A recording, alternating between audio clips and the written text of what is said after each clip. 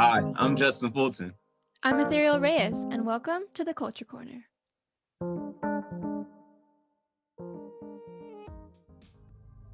In light of recent events, we are pausing the usual Culture Corner format in order to discuss the discrimination that the Asian American Pacific Islander community have been facing during this past year. The nonprofit organization Stop AAPI Hate reported that Asian Americans were targeted in nearly 3,800 hate incidents in the past 12 months.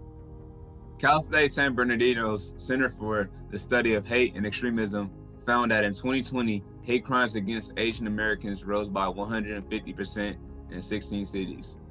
Earlier this month, a shooting in Georgia occurred at a massage parlor.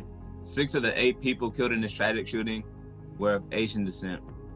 Sadly, this is just one of many incidents where the Asian American Pacific Islander community has been discriminated against. In today's episode, we will have an in-depth conversation about the Asian community's representation in media. Hello everyone, my name is Warjay Nigan.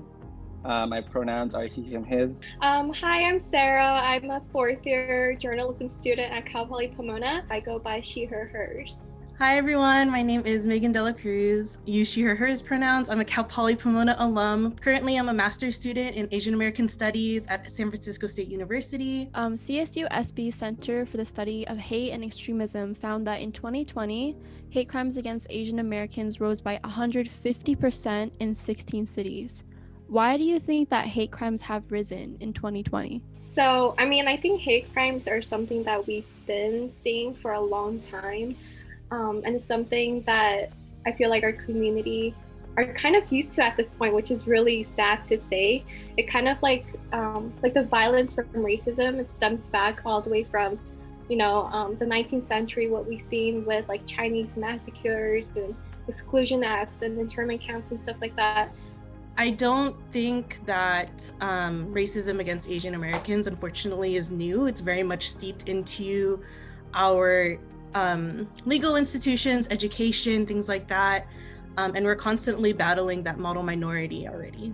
For me, it's a lot of the, rhetoric that gets kind of thrown around about, like, at least in this case specifically, about COVID-19 in general. I know a lot of the rhetoric that came out early on with like language that you'd hear from like the president or like other parties in Congress that would indicate that this is like a virus that comes from China, right? And I feel that that language, coupled with like the historical context of that idea of the perpetual outsider of Asians throughout like U.S. history, kind of like refueled a lot of like anti-Asian rhetoric. So my next question, you mentioned, obviously it's affecting the community a lot. So how have you seen racism affect your community, such as yourself, your family, and your friends?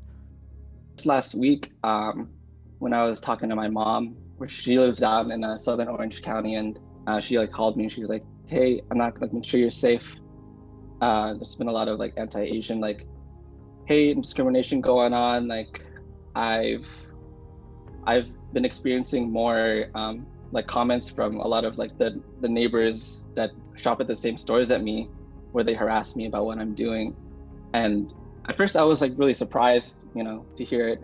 But then I like honed in that my mom said that it's happening more often. And then she told me that it's kind of been a regular thing. It's just been a lot more intense as of recently. Definitely. That is so like saddening to hear, like especially about your mom and stuff too. It's like, we have like these like, family members, and it's like every time they go out now, it's like, you just hope nothing's gonna happen, because it's like every day a new story is coming out, like something's happening, and those are like people's aunties and moms and sisters.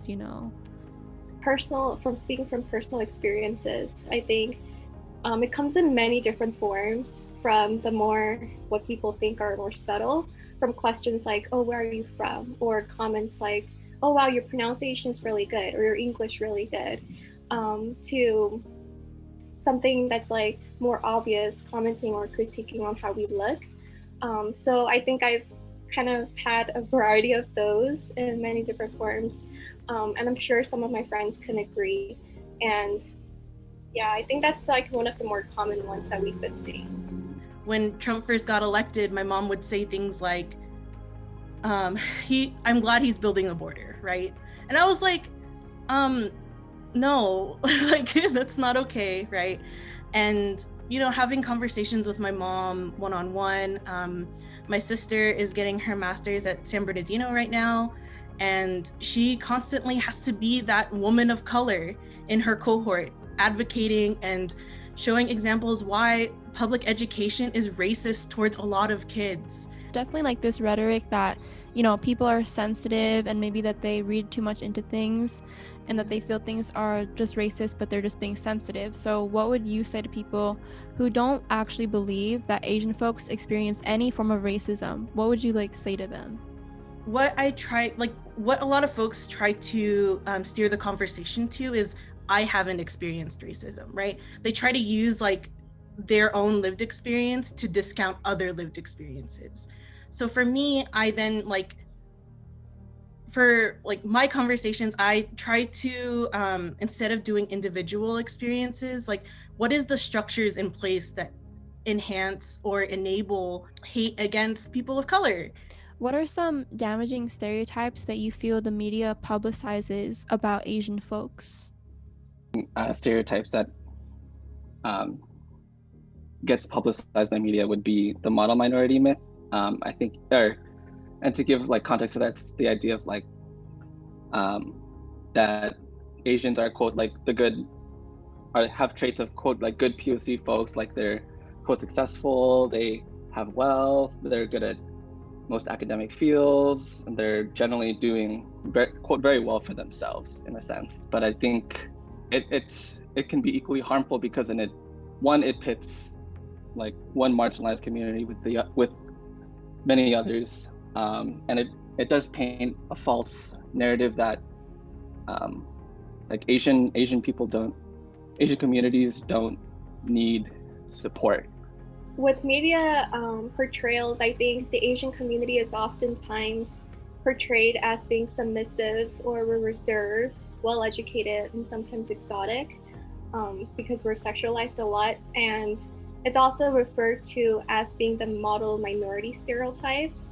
And I heard a lot of arguments from people saying that we should be appreciative of this kind of stereotypes or happy with it just because we're being depicted as overachievers or math geniuses and stuff like that. But I think grouping us within this one perfect little bundle only strengthens that oppression. And it's also really suffocating just because if we ever dare to step out of line, we always get slapped down or silenced. Why is it important for us to continue to destroy and knock down the walls of stereotypes affecting Asian folks? This fight will help us reimagine a future where we can truly connect as a community, whether we are part of the Asian AAPI community or the Black community or white, Latinx, and so on and so forth. And these systems of power affect all of us, and it's important to fight the powers that be so that way we can truly provide an equitable future for all of us and genuine access to resources and justice. We like to say representation is important, but it depends, right? If that representation is harmful or misleading, then what does that do to our communities? I think that coming and living in California, the only image of Asian Americans would be from what they see on TV, would be from the news that they watch, right? And without the experiences, firsthand experiences, they really have nothing else to leverage on. Yeah. I mean, with stereotypes, whether it's within the Asian community or other minority groups, I think all of them needs to be broken just because we deserve to be ourselves. We deserve to have our own voices and portray ourselves in the ways that we want to portray ourselves, not be into this cookie cutter identities. What is the best way for allies and individuals to get involved in aiding the Asian community in these hard times? Stop AAPI Hate, which is the nonprofit organization that's doing a lot of data work on recording AAPI discrimination across the US and to a larger extent the world. There's other organizations that you can look into too, like Asian Americans Advancing Justice, nonprofit lawyer organization. Our allies and even just having the resources to give to folks can really go a long way, because a lot of people don't even know that there is a reporting center for hate incidences. A lot of people don't know that it doesn't have to be violence to be reported. It can be from shunning to like verbal like harassment, right? Like all the way up to like physical harm to someone, and like all of the harmful things you see on TV. Yeah, so I think there's a couple ways we can help out the Asian community during these times. And first, I think it's being informed. So whether that's through news outlets or actually listening to those around you and hearing what they have to say, listening to their experiences, and just being informed of our past, because it's not something that's happening just now, and just being supportive, whether that's through joining the protests that are happening now, or just raising awareness on social media platforms. So I think the main point that we want to make here is, instead of being bystanders, it's important to join the effort, so that because it's a collective effort. Take an ethnic studies course if you haven't already. That's like another great way to be an ally to any of these communities. Is it can be really overwhelming trying to get to know a whole new community. So having something structured like a class can really help start to break down things that you never really had the name for, or you saw that was wrong but didn't understand why. One thing I want to like leave for folks is that anyone can have the capacity to support and like do their part to combat like AAPI discrimination. And it doesn't always have to look like, oh, going to rallies and showing up physically. And whatever work that you're putting into stopping this, while making sure that this stuff is in response to like community needs, I feel that it will be valid work. What's up, y'all? Hope y'all liked the video, and we hope you found it informative. Yeah, I definitely learned a lot from this episode, and as a Filipino woman, I just want to say that racism should not have a place in our society anymore. It was really inspiring to hear from my fellow Asian American individuals and see how they're rising up in the community. It's time for us allies of the Asian American Pacific Islander community to stand up and fight for what's right. You look at the recent shootings and senseless violence, and you ask yourself why it's happening. It's not only time for allies to stand against acts of violence and hate, but to stand side by side, as the oppressor will continue to separate us at the bottom. They have divided communities in order to keep us enraged at each other. But let's stop talking about helping, and let's start talking about standing up and actually letting our actions speak for themselves. Leave a like, comment, subscribe, and we out, bruh. Peace. Peace.